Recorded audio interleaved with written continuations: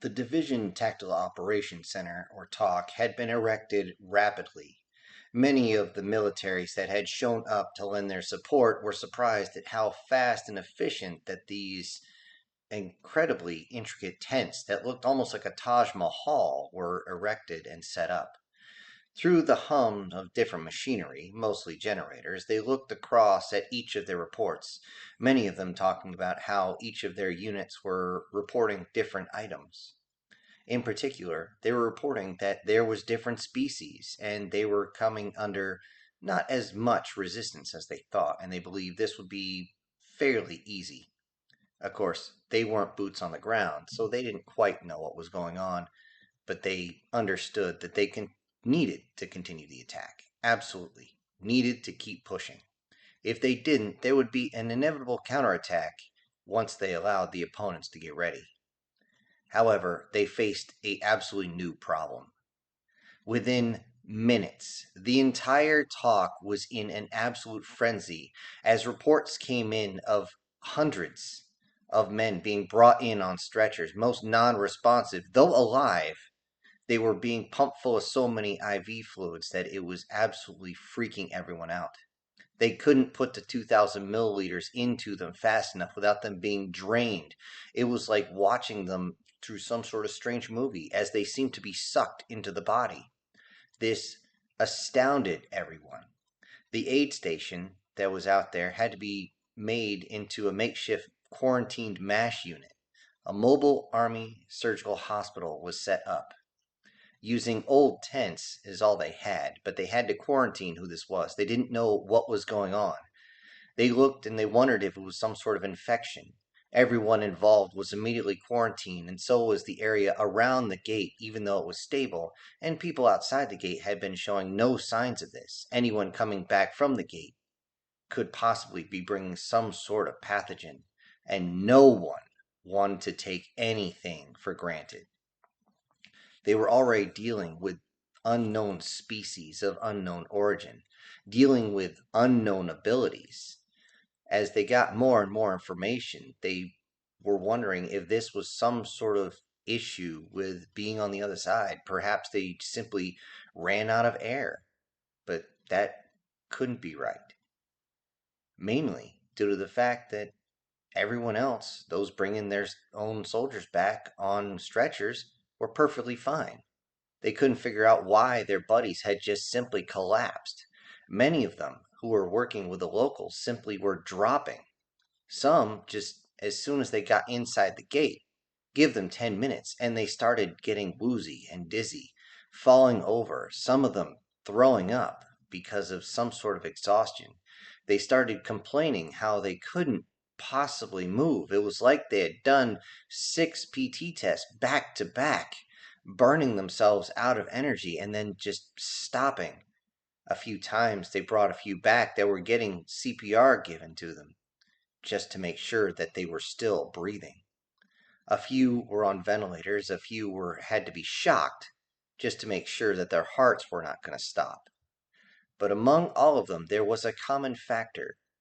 Once their uniform was opened up and their gear removed, it was noted there wasn't more than a half a percentage of body fat on any of them. It was like their bodies had completely burned through it all. Nobody could understand this. Even the strongest of them, it looked like they had gone on some sort of insane diet to make sure that all their muscles were poking out. And yet, there was no fat. Everything was just tight. Eventually, they saw that even the musculature of their strongest combat soldiers was beginning to degrade. They worried that this was going to cause them to fade away, to basically melt into nothing. The medics were going absolutely crazy, but they were having difficulty getting enough equipment in. They couldn't get enough IVs for everyone. Those that were still conscious, yet starting to show effects, were held in one area, given as much fluid and as much food as they could handle. To everyone's surprise, within a day, they showed remarkable improvement. Yet this did not stop anyone. Blood samples and other tissue samples were taken. Everything from hair to fecal matter was taken for analysis directly to the CDC and every other equivalent thereof. They began to search for anything there was, any type of strange bacteria, any type of parasite, any type of virus that might be the reason why all these men and women just started dropping. And they found nothing. Nothing out of the ordinary. If anything, the blood samples they took were amazingly clean. It was surprising, many of them. You would think there would be some sort of tag on them from being ill during their youth, but there was nothing. The bacteria levels inside the stomach, when the stomachs were pumped, were at the absolute perfect level. It was strange. One of the soldiers even claimed that they didn't even need glasses anymore. No one was able to put any type of positive spin on this except the fact that they seemed perfectly healthy. But why were they dropping? It didn't make sense, and all the expeditions were put on hold. Even though those on the inside were still getting reinforcements, others were being brought through the gate. More and more were being brought through on stretchers, completely unconscious, many of them in comas, as they didn't wake up for days. It took over a week before the last of the initial personnel actually came to their own consciousness. They were always groggy, sometimes combative, but the one thing that was constant is they all wanted food. Anything they could get. It was so bad that they could not get MREs, C rations, or anything in there fast enough. Those that were on the ground started ripping bags open, seemingly not caring if they were ingesting anything from plastic to the actual main meal. It was just down the hatch. They didn't seem to care. They just wanted food. Many of them claimed that it was getting so bad that they thought they would start chewing their own arm, since it was nothing but pure protein now. Protein and just skin and bones. Everyone worried that they would start going a little crazy at this, but again, within just a few days of this happening, they were fine. Everyone was back on their feet, everyone was checking their gear, and everybody wanted to go in and teach the enemy another lesson of don't fuck with humanity. But still more were coming out, more were exhausted, and it just didn't make sense. And then they realized something. Those inside the armor were not affected. Those inside the tanks, the armored fighting vehicles, sometimes in the trucks, the transportation didn't even have anything affected. Though granted, you couldn't get anything very large through the gate. Everybody on the outside was fine. Those that brought in the Humvees, which you couldn't get anything much larger than that through. Even the newer model, the MATV, was completely blocked until you took parts off of the turret, of course. Then it went through just fine, and you just had to reassemble it. But still, even though an arduous process, they realized that those who remained in the vehicles were not affected at all. And this is what gave them the idea. But they only had an idea. They checked to see if they were going to be able to push against the enemy forces through nothing but vehicles to protect their own people, but this was logistically impossible.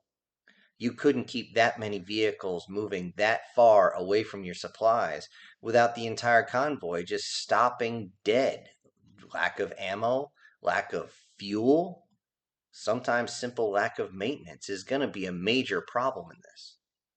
So they still had to rely on the boots on the ground, but how in the ever-loving shit are they going to be able to fix this? The answer to everything came when an emissary came through the gate. A strange reptilian came through, though partially human. It came through with a companion, a small companion. This small companion looked like an elf. And looks did not lie. As soon as they were shown to the humans, many of the guards pulled up their weapons, telling them to stop, to halt, to not move. Those that came through immediately saw the weapons and stopped, but only once she had got her whole tail through. It's not a good idea to only be halfway through the gate itself. And they found out that this reptilian snake person was very, very large, very, very long. And this made many of them very, very nervous. They looked at these two, both of them with their hands up in the air as a symbol of submission, as a sign that they were not going to attack. And through a quick translation, they were shown the way to the command tent.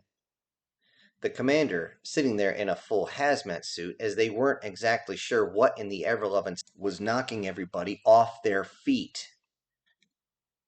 Then the reptilian simply explained something, and she was amazed by this. The video call went out to all the commanders at the same time, although it was restricted from the politicians. One of the commanders specifically said, "Don't let those political douchebags know about anything here. They'll give us orders we can't follow because they want, what, political power? Fuck those guys. And girls. Fuck them all. They want to say something, they can come down here and put themselves in danger. So this stays between all of us." The communications folks were more than happy to make sure it was a tight transmission between all, and they sat there and listened to the explanation. The explanation was amazingly simple. It was the fact that on their planet there was no catalyst to bring about magic. The catalyst had been brought in from another world, another dimension. Our dimension does not vibrate at the right frequency to allow magic to actually come about, except for small little bursts, and that's all. The fact that someone might be strong enough to even throw a fireball was amazing, especially since it was completely contradictory to the way that our universe, our dimension, functioned. The actual frequency was just off, and that was it. Because of this, humans, if they had any abilities, which apparently they all do, were unable to handle any type of strain. It would be like giving insane powers to someone and they just burned them all up instantly without knowing how to shut them off.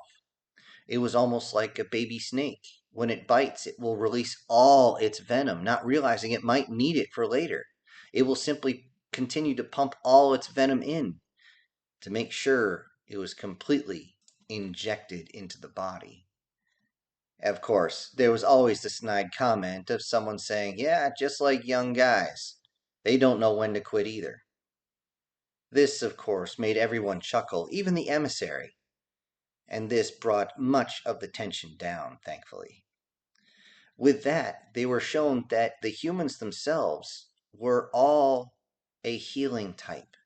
Every single species had a type of magic.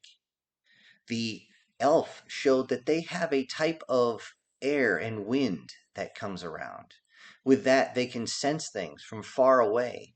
They always know when something is moving, and everything moves. Everything has a pulse to it. Everything has a vibration, and that's why they can sense things from so far away. They also have the ability to move things using this air. It was almost like a type of telekinesis, almost. With that, they wondered what the reptilian one could do, and she said, "You wouldn't like it." Of course, the commander demanded some sort of explanation, and she said that her species would let loose a type of pheromone that would make everyone around them very excited. This was just a commonality of their species, as finding mates to actually hold on to was difficult. So they needed to master this to make sure they could find one. It was just a biological function of their system. And because humans are healers, they didn't know what was going on. Every time they picked up someone who was emaciated or injured, or in one case, already dead, their bodies immediately started to send their innate abilities into that other creature, into that other being to help them out.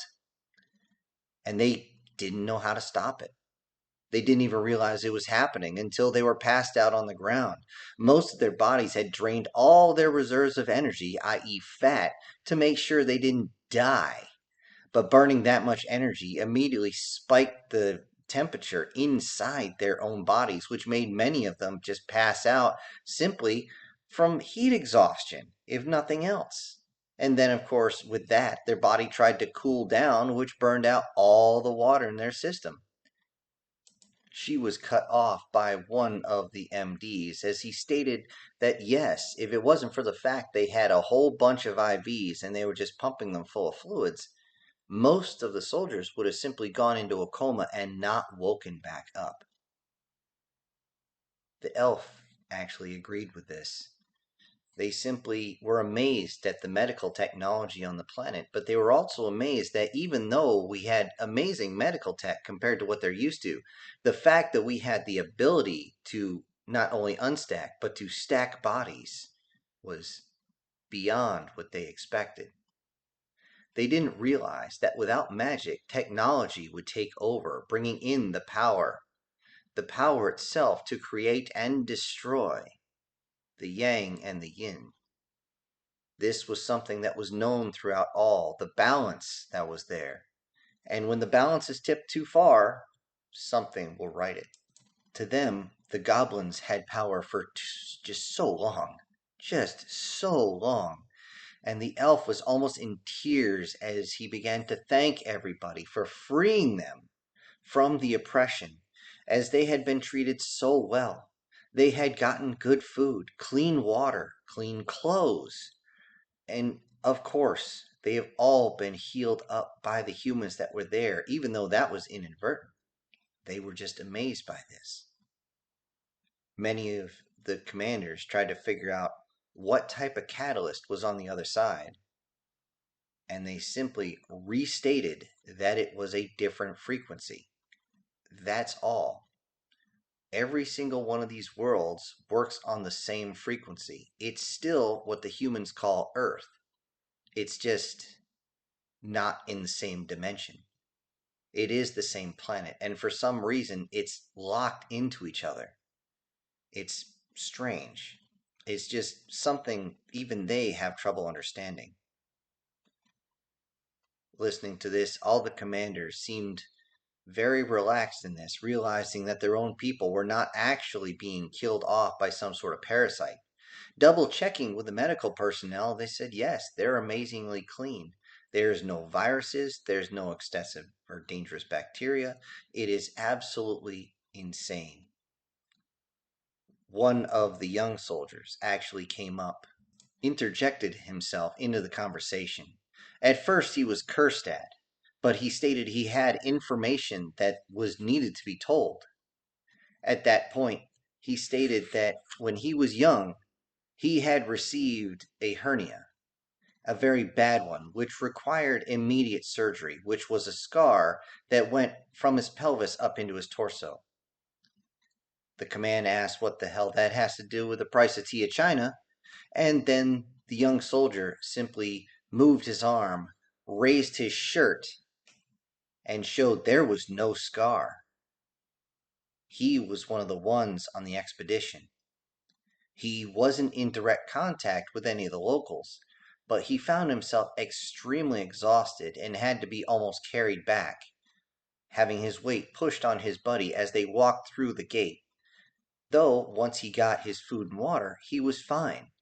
He was 100% now, stating how thin he was now, how he had lost at least 10 pounds. He was a little worried that if he went back, he'd get exhausted again. But the fact of the matter is that he had healed himself without even realizing it. This is what made the chain of command very, very nervous. If this gate could be known as some sort of fountain of youth, they wouldn't be able to keep anyone from it. Many of them would just fight the perimeter guard and dive into this gate trying to heal themselves, but that was dangerous. It was extremely dangerous until they knew exactly what they were working with. The emissary and her friend was thanked for their information, thanked profusely by many of them, especially since many of the soldiers were worried that they would have to bury their friends. But now they wouldn't have to. Many of the officers were in extreme contemplation before immediately being cut off by multiple politicians, mostly prime ministers, presidents, and so on, anyone of the highest rank. Started screaming at them why were they cut out of this information, and it's a good thing that they had hacked in so they could find out what was going on. Many of the generals, though stoic, internally rolled their eyes or said, "Ah, fuck me," as they really didn't want to deal with the politics. And of course, no one can blame them. At that point, they were told specifically that they had to start testing to see what the limits were. At first, they would find suitable ones, mostly inside the military, those who had some sort of disease in them. Maybe it was they had recovered from lymphoma and they were missing lymph nodes. Maybe someone who had been released because they have cancer. Maybe someone like the previous one who simply had wounds or was missing small pieces. And then they would move on to amputees. And if that worked, they would go on to the most extreme of cases. With each one they would start simple with disease.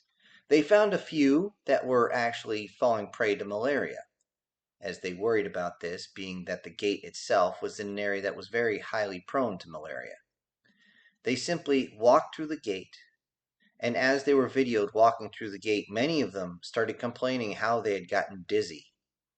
Maybe the gate travel was a little much for them. Only one actually dropped to their knees and vomited, also complaining that he was trying to make sure he didn't shit himself.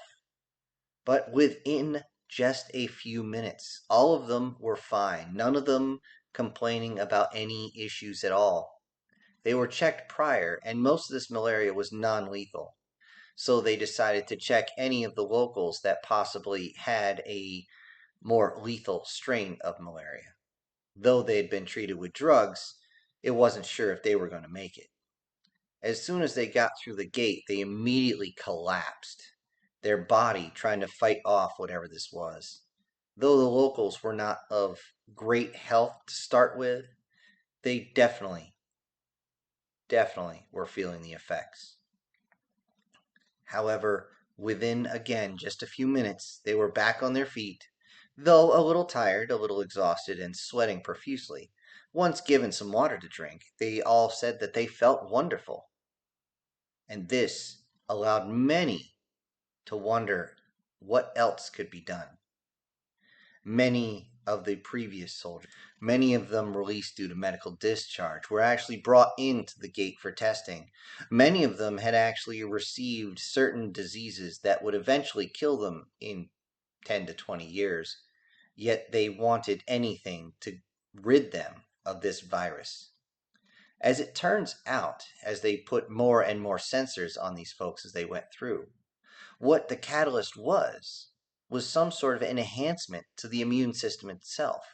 It was like instead of the white blood cells having to fight a war with baseball bats and small knives, you're giving them full automatics, tanks, and air support.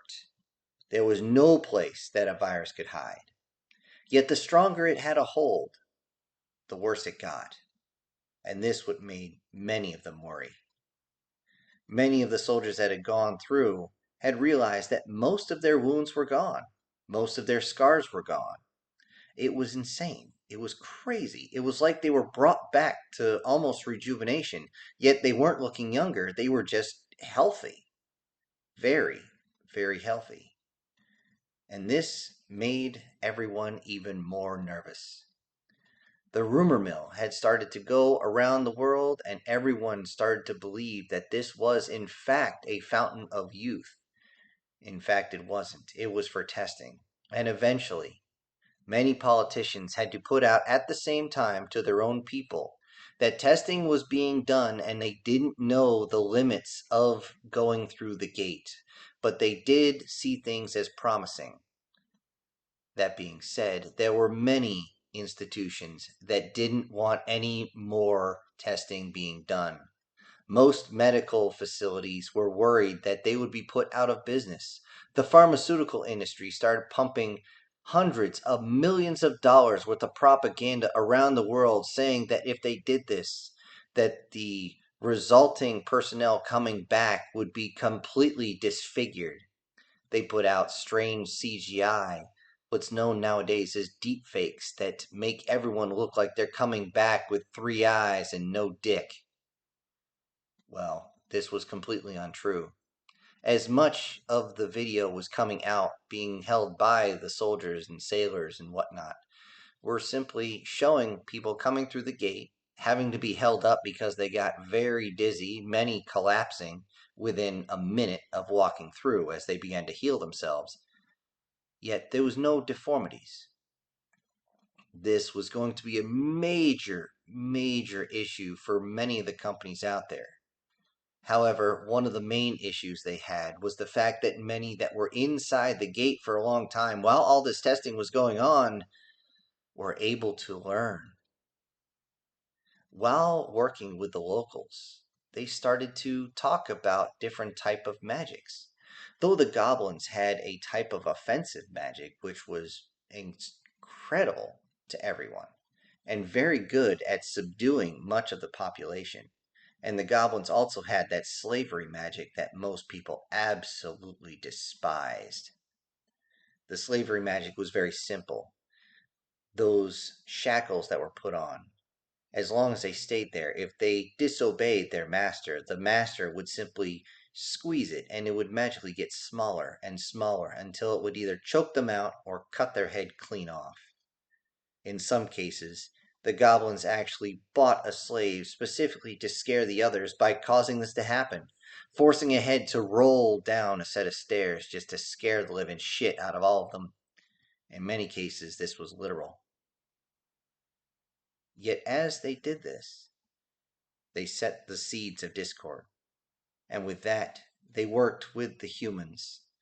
Those of different species that were now free worked with humanity themselves to show them how to use their powers effectively. Those that spent over a month inside and were training at least an hour or two every day got extremely efficient at this and came out and were able to actually perform this type of magic outside of the gate.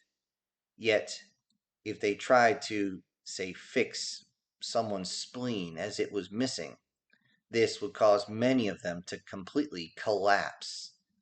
In one case, they were not waking up. They were in a coma for over 2 weeks, no matter what anyone did. The incredible strain on the body was just insane. And this, of course, was keyed up as propaganda, more to say how dangerous this was. But most inside the gate were telling these people, in no uncertain terms, to shut the fuck up. Later on during the testing, after the wounds were shown to basically automatically heal, those that were missing parts were brought in. One who had just gone through surgery to remove a lobe of their liver and give it to their own brother was brought down. He was still on a gurney as they wheeled him through. One IV in each arm and each leg was fresh as they went through, and immediately that person started screeching as though extreme pain was happening. The yell was known around the entire area as there was no way to hide it. Immediately, one of the docs shoved morphine into the man's arm, which seemed to only work for about 10 seconds. After that, the man started screeching again, but not nearly as loud. Then, after less than a minute, he started to subside. With that, he was able to get up and move around. He still had IVs in him, which was probably the only reason he was still conscious. But the fact of the matter is, the scar was gone. It was just gone. He grabbed the stitches and was able to pull them out of him. He was amazed. It didn't even hurt. How was this even possible? Going through several machines, they saw that his body had actually regenerated his liver, though the fact that livers can regenerate by themselves led them to wonder if humanity could regenerate other pieces. With this, they tried with others who were missing things like kidneys, parts of their intestines, whatever it might be, and it worked every single time. The light of hope was brought in, and they were amazed at this. Yet they had a snag. When they brought amputees in, they realized that this might be a lot more dangerous than they thought. The first amputee was simply missing a hand. His left hand was just gone at the wrist due to an accident. When he came in, he started screaming, looking at his wrist, and you could see the hand regrow itself. And then within about 30 seconds, the man passed out. Not from the pain, but from the fact that he was not a very fat man to start with. He was actually quite skinny, and they could see the fat burning off his system. They immediately ran him back through the gate as fast as possible, but the gate wouldn't operate. It was like his own powers were stopping it. The docs ran in as fast as they could and started pumping all sorts of nutrients into his body as fast as they possibly could. They couldn't get anything down his throat because the man was completely out of consciousness. He was done. Everyone started to fear that just regrowing this hand was going to be more than his body could take, and they were almost right. The man ended up in a coma for over a month. When he woke up, the first thing he did was raise his arms and realize that he had two hands back. He still had a bit of atrophy in the hand that he regrew, but you couldn't knock the smile off that man's face if you tried. The next ones to try were worse amputees. However, this time, they did it smart. They made sure that those going through the gate ate the healthiest meal they could possibly get, heavy in carbohydrates, proteins, and a whole bunch of other minerals, iron especially, before coming through. The only one they truly worried about was a former soldier who had lost his leg almost at the groin. But this one said, and I quote, "Either let me through or I'm going through you. Your choice." They let the man walk. Sort of. They told him to take his prosthetic leg off and gave him a pair of crutches. As he went through the gate, after having his meal, he was immediately dropped onto a gurney because he simply passed out. His body went into hyperdrive trying to rebuild the leg, and all the medics again plugged him full of all the nutrients and all the IV fluid they could. A common practice of this, or I should say consequence, was the fact that you didn't need a catheter. No one ever urinated. Although there was once where somebody shit themselves, but that's because they didn't tell anybody that they had to go to the latrine before they walked through. With this, it was believed that anything beyond amputees was not a good idea. It was actually a very, very bad idea. But they still had one more test. Those that had extreme mental issues, those that were born with some sort of mental distress, they were allowed to go through. They were informed that it was going to be a little dangerous, but if they come out on the other side, they will be much better than they were before. Although when this happened, they realized that someone else had walked up and said, "I don't want to be this anymore." Everyone looked around and then realized that somebody who suffered from dwarfism had just bolted past them, and before anyone could stop him, he ran into the gate. Everyone ran through to make sure he was okay, and didn't realize that the one suffering from mental retardation had followed them in. Now they had two problems, two very large problems. The fact that the one suffering from dwarfism, that was going to cover his whole body. They were pumping IVs and nutrients into his body to a degree that everyone thought it was going to kill him. With that, Other people ran up and immediately grabbed a hold of both of them as they had both passed out. The kicker is the one that had suffered from mental retardation was very large, very chubby, had a lot of girth, and it simply passed out but didn't need much in the way of nutrients, just needed fluids. The other simply pulled all the energy out of everyone around him, and you could watch on the video as they fell like dominoes one by one as they even got close. It was insane to see what was going on. But that wasn't the worst part. The worst part is that everybody had been so focused on seeing what type of magic humans could actually do. Now that they have a catalyst, they didn't realize that, hey, maybe the people you just kicked the shit out of might go and get some friends and come back to party.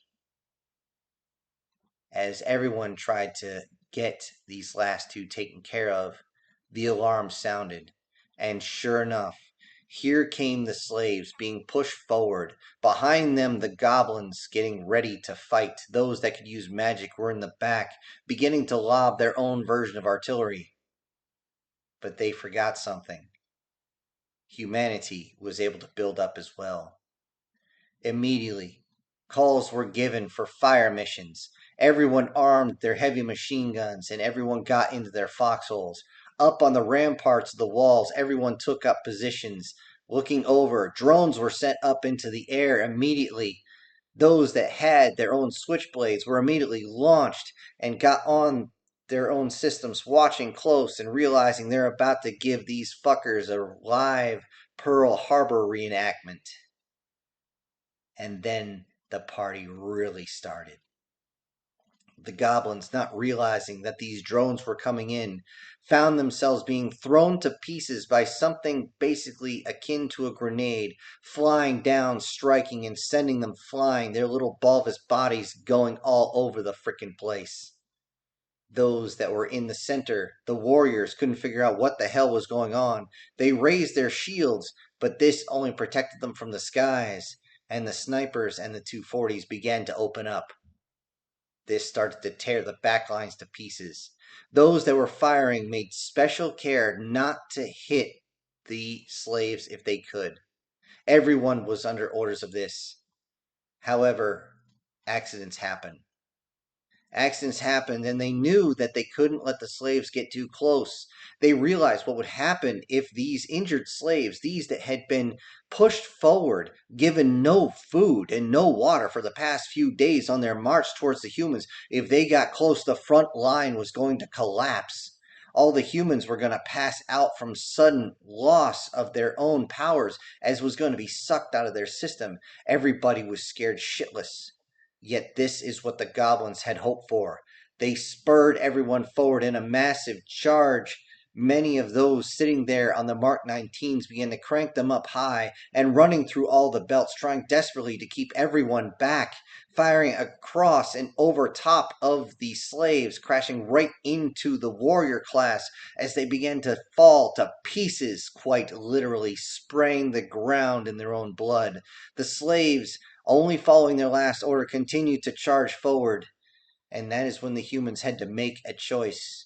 Do you kill the slaves or not? But they thankfully did not have to make this decision. The allies that they had saved made their move. And they ran, slithered, flew, clawed, galloped, whatever they did to go up to the front line of the slaves and start using the little trick that the humans had shown to unlock all the cuffs and the collars.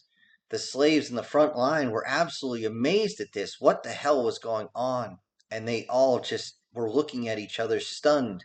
With this, the warriors on the backside tried to push the slaves even farther forward, but those that had been freed were not taking their shit and began to tear into the warriors themselves. The warriors, realizing that their numbers had been completely decimated by the ordnance that had come in, realized that they were going to lose this without shaman support.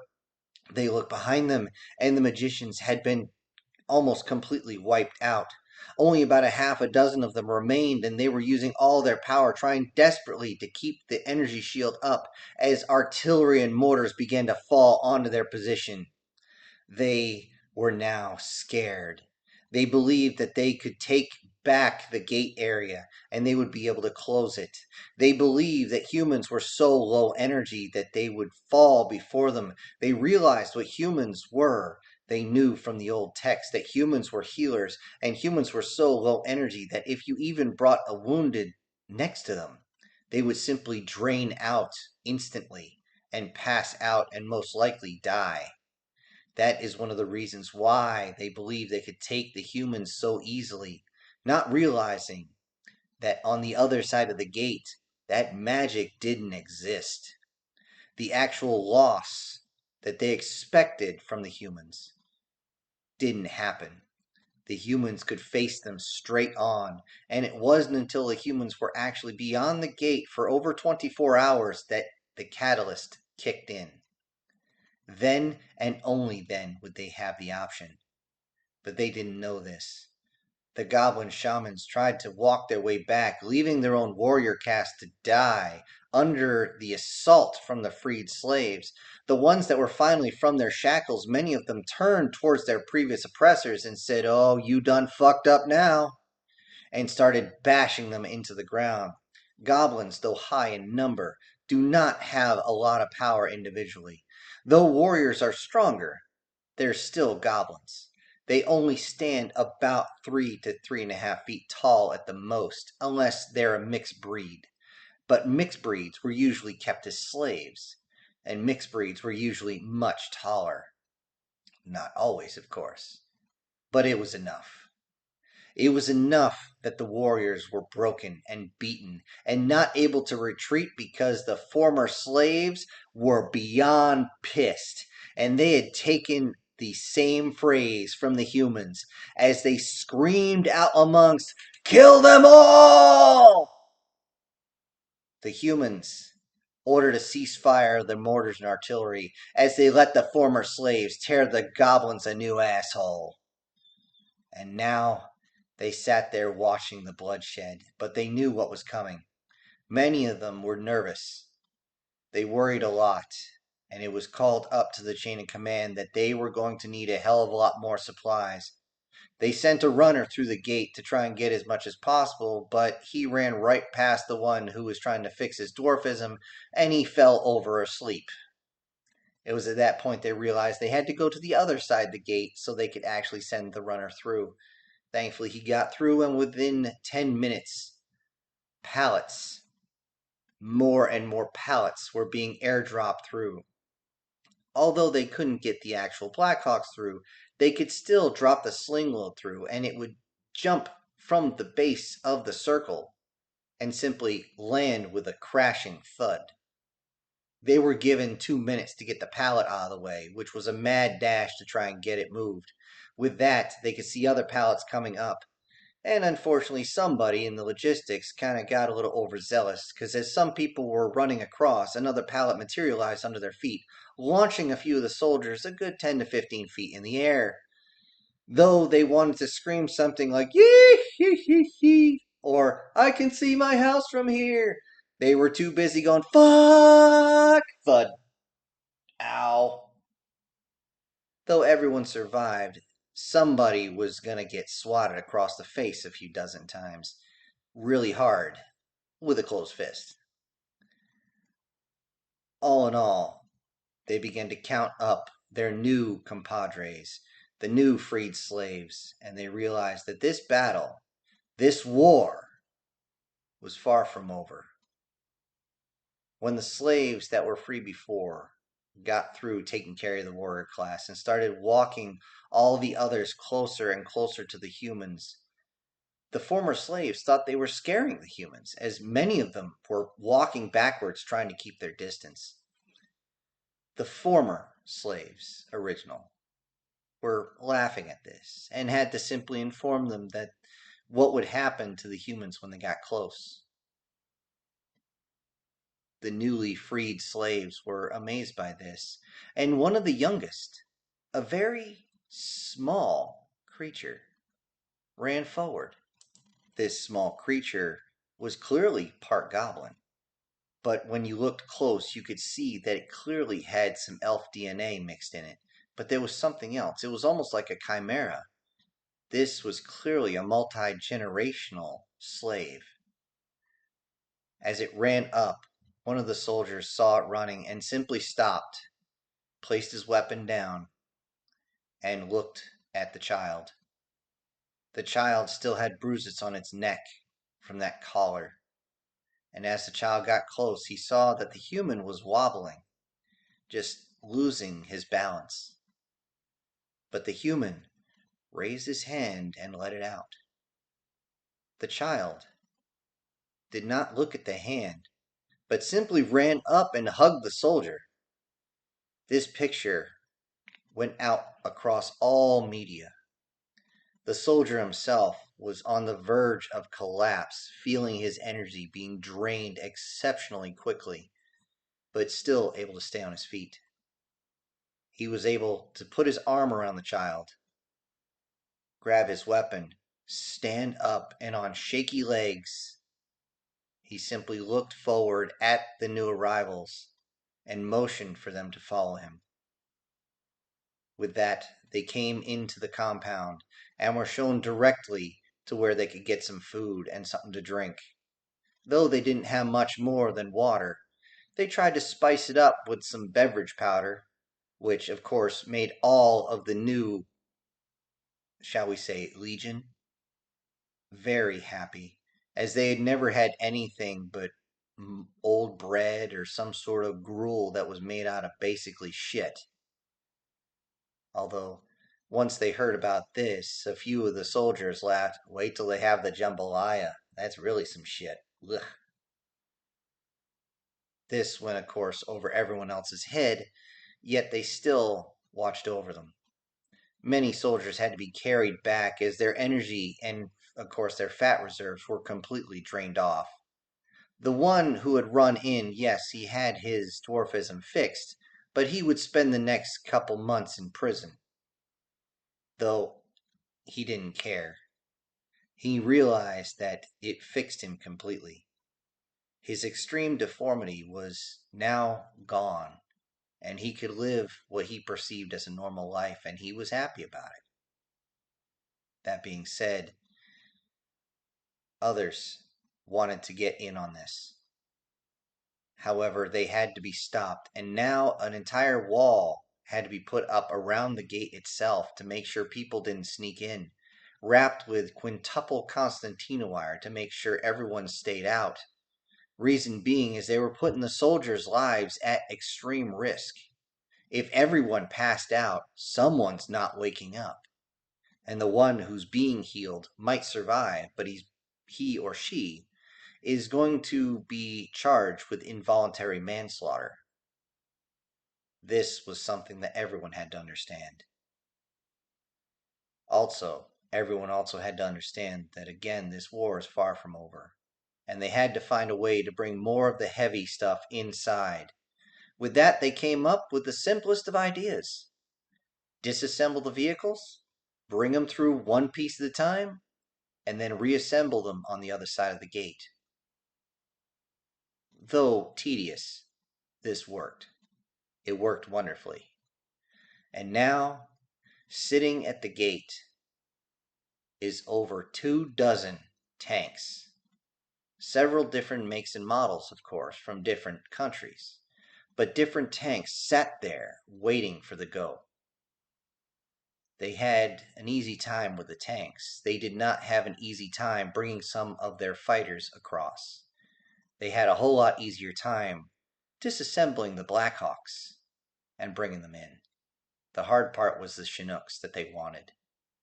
Though, as long as they had more of their four-wheeled friends, so they could put heavier weapons, they knew they could push into the goblin territory.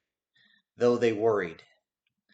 They worried that if they pushed into the territory, they wouldn't get far, as many of them didn't have enough training to keep themselves from being completely and totally drained. The only reason that one human was able to stand up after the child jumped around and hugged him was the fact that he had just spent 3 months inside the gate. And now he had some decent training. Everyone was required to do this training now. Because this was a whole new world, and it needed some exploring. And maybe, kill some of these fucking goblins while we're at it.